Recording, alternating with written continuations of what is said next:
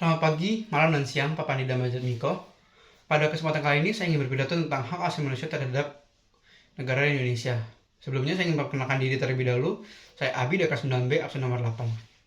Hak asasi manusia merupakan sebuah konsep yang menjelaskan bahwa manusia memiliki hak yang melekat pada dirinya karena ia adalah ciptaan Tuhan.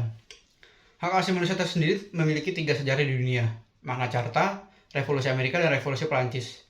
Dan di dalam hak asasi manusia terdapat penegakan dan perjanjian antara Raja John dari Inggris dan di Indonesia terdapat di Undang-Undang Dasar 45 pada pasal 28A hingga 28J. Bapak dan Bapak Miko dan saudara-saudara sekalian, di dalam hak asasi manusia memiliki penegakan juga yang tadi sudah saya jelaskan. Ada 4 lembaga untuk menegakkan dan mengatur semua masalah di Indonesia berkaitan dengan hak asasi manusia sendiri. Yang pertama ada Komnas HAM, Komnas Perempuan, Pengadilan HAM, dan LBH Jakarta. Saudara-saudara sekalian yang mendekat ini, di dalam hak asasi manusia terdapat kasus-kasusnya tersendiri dan itu sudah terjadi pada beratus-ratus tahun, berpuluh-puluh tahun. Yang pertama ada kerusuhan Tanjung Priok, bom Bali, pembunuhan Munir, dan Semanggi dan Trisakti. Bapak dan Mbak Miko, di dalam kasus-kasus itu juga banyak warga Indonesia yang kecewa sekali dengan pemerintah pada zaman dahulu karena hak asasi manusia itu sangat hancur ya karena terjadi kerusuhan tadi. Dan juga di dalam hak asasi manusia itu banyak yang kita dapat tapi di zaman dahulu tuh susah sekali untuk didapatkan. Maka dari itu saya ingin menjelaskan bahwa kita juga memiliki hak yang harus kita dapat. Contohnya ada mendapatkan pendidikan dari TK hingga sarjana. Yang kedua mendapatkan pekerjaan yang layak. Dari lulus sarjana mencari pekerjaan harus mendapatkan pekerjaan yang layak, itu hak kita. Mendapatkan fasilitas dan bisa menggunakannya yang disediakan pemerintah untuk masyarakat. Contohnya transportasi online, angkot, bis, kereta, pesawat, dan sebagainya yang sudah disediakan pemerintah untuk masyarakat.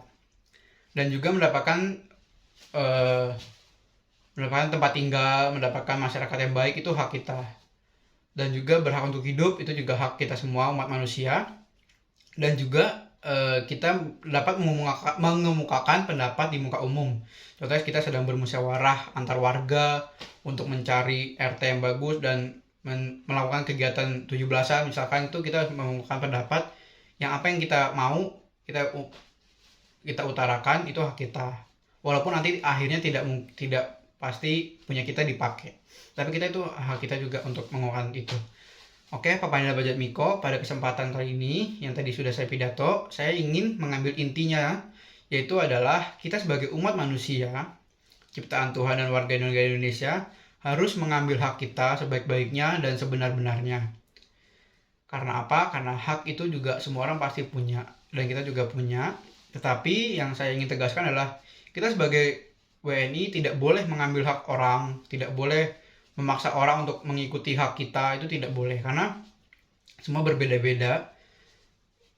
Kita juga harus menghargai hak dia, kita juga harus mau dihargai, tidak boleh egois, dan kita harus menjunjung tinggi hak asasi manusia di Indonesia.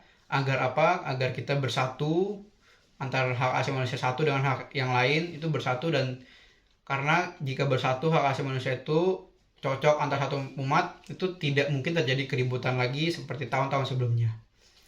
Oke, Bapak dan Mbak Miko serta Bapak Ibu guru sekalian dan teman-teman, pidato kali ini saya cukupkan di sini. Saya pamit undur diri. Mohon maaf jika ada kesalahan kata. Salam sejahtera untuk kita semua. Tuhan memberkati. Merdeka.